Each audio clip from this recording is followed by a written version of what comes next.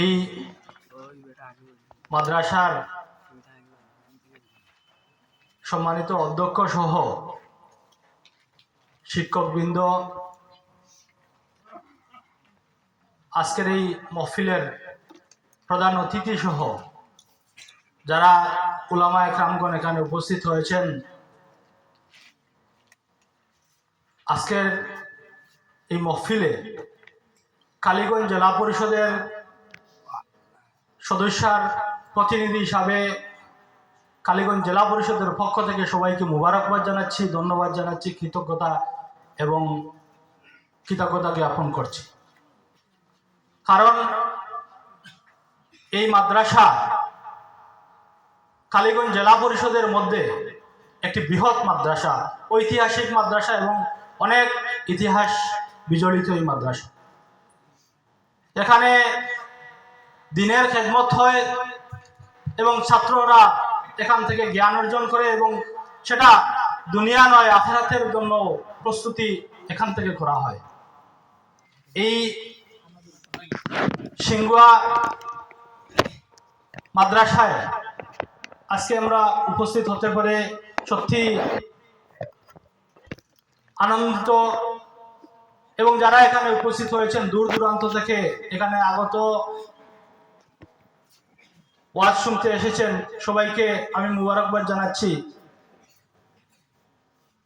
বিশেষ বক্তব্য রাখার কথা নয় এখানে, কারণ আজকের এই মাহফিলে যারা বয়ান দেবেন তাদের বক্তব্য শোনার জন্য আমরাও এসেছি। এই দিনের খেদমতে যারা জড়িত রয়েছেন এদের কাছ থেকে আমরা দোয়া নেওয়ার জন্য এখানে এসেছি। রাজনৈতিকভাবে আমরা বক্তব্য দিয়ে থাকি, কিন্তু এই ধরনের সবাই বক্তব্য দেওয়া আমি মনে করি যে খুব একটা শোভা পায় না আমাদের পক্ষে।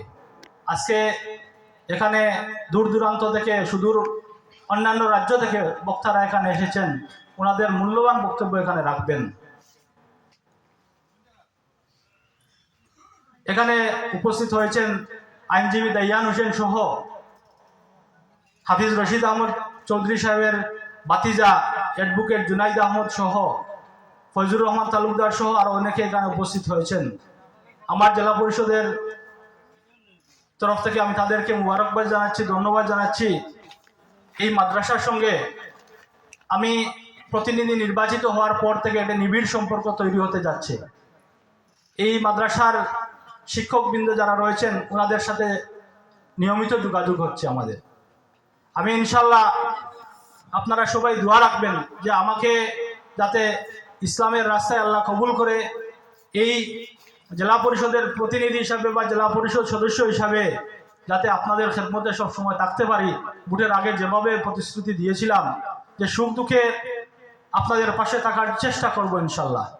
আজকে আপনারা জানেন যে জেলা পরিষদ সদস্য হয়ে এখানে কি ফান্ড রয়েছে তা দেওয়ার মতো বিশেষ কিছু নেই আমার, কারণ আমি ভোটের আগে বলেছিলাম যে যেখানে আমি টাকা পাবো সেই টাকা আমি অ্যানাউন্স করে মানুষকে জানিয়ে আমি তা বন্টন করব। সেই প্রতিশ্রুতি মতো আমি আমার জেলা পরিষদ এরিয়ায় প্রথম 5 লক্ষ টাকা পেয়েছিলাম, সেটা বিনোদিনী জিপিতে আমি দিয়েছি মিটিংয়ের মাধ্যমে, এবং সেকেন্ড আরো 5 লক্ষ টাকার একটা স্কিম পেয়েছিলাম, সেটা আমি জনকল্যাণ ফতেপুরে দিয়েছি। ঠিক সেইভাবে পরবর্তীতে আমরা পর্যায়ক্রমে আমার যে জেলা পরিষদের যে 7টি জিপি আছে সবটি জিপি আনুষ্ঠানিকভাবে এবং অ্যানাউন্সের মাধ্যমে আমি সেটা বন্টন করব। সেটা আজকের এই দিনই মহফিলেও আমি অঙ্গীকারবদ্ধ যে আপনারা আমার জন্য দোয়া রাখবেন যে সেই কথায় যাতে আমি বদ্ধপরিকর থাকতে পারি, তার জন্য দোয়া রাখবেন আমার জন্য। আর আমাদের এই এলাকার মানুষের অনেক অভাব অভিযোগ ছিল যে জেলা পরিষদ সদস্য বা প্রতিনিধি আপনারা পান না। ইনশাল্লাহ আমাকে এই জেলা পরিষদের প্রতিনিধি হিসাবে সবসময় আপনারা পাবেন। যারা যোগাযোগ রাখেন তারা নিশ্চয় জানেন, এবং যারা রাখেন না তাদেরকেও আমি চেষ্টা করি তাদের পাওয়ার জন্য। আর জেলার সুখে দুঃখে আমি চাওয়ার চেষ্টা করি ইনশাল্লাহ।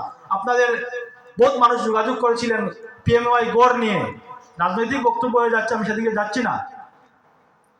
পিএমওয়াই গড় নিয়ে অনেক গরিব মানুষ এখানে পাচ্ছিল না, সেটার ব্যবস্থা আমরা চেষ্টা করেছি জিপি মেম্বার সব নিয়ে, জিপি প্রেসিডেন্ট সবাইকে নিয়ে, আঞ্চলিক পঞ্চায়েতকে নিয়ে আমরা চেষ্টা করেছি।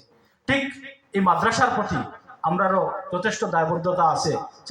ছাত্ররা এখান থেকে তৈরি হবেন, সেটা যদি না হয় তাহলে ভবিষ্যতে আমাদের অনেক অসুবিধা হবে। বিশ্বব্যাপী ছাত্রদের বিরুদ্ধে, মাদ্রাসার বিরুদ্ধে একটা চক্রান্ত শুরু হয়েছে, সেটা জানেন আপনারা।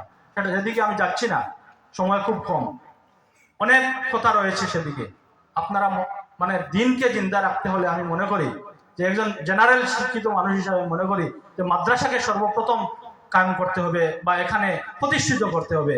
আমি বলতে চাই যে সমগ্র বিশ্বে যদি মাদ্রাসা শিক্ষাকে প্রতিষ্ঠিত যদি করা হয় তাহলে পুরো বিশ্বে অর্থনৈতিকভাবে এবং সামাজিকভাবে শান্তি প্রতিষ্ঠিত হবে।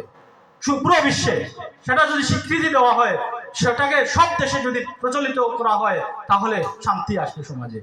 সেই মাদ্রাসাকে আমরা ধরে রাখতে হবে। আমাদের গ্রামের গরিব মানুষ যারা আছেন, অল্প অল্প ছাড়া দিয়ে আমরা সেই মাদ্রাসাকে টিকিয়ে রাখতে হবে। সেটা কোনো বড় বিত্তশালীরা মাদ্রাসা টিকিয়ে রাখতে পারবে না। হক টাকাগুলো দিয়ে আমরা মাদ্রাসাকে যত্ন নিতে হবে, মাদ্রাসার বাচ্চাদের প্রতি যত্নশীল হওয়া দরকার। এই কথাগুলো বলে আমার বক্তব্য অনেক দীর্ঘায়িত করে ফেলছি। আমি সবার কাছে মাফ চেয়ে আমার বক্তব্য শেষ করছি। আসসালামু আলাইকুম।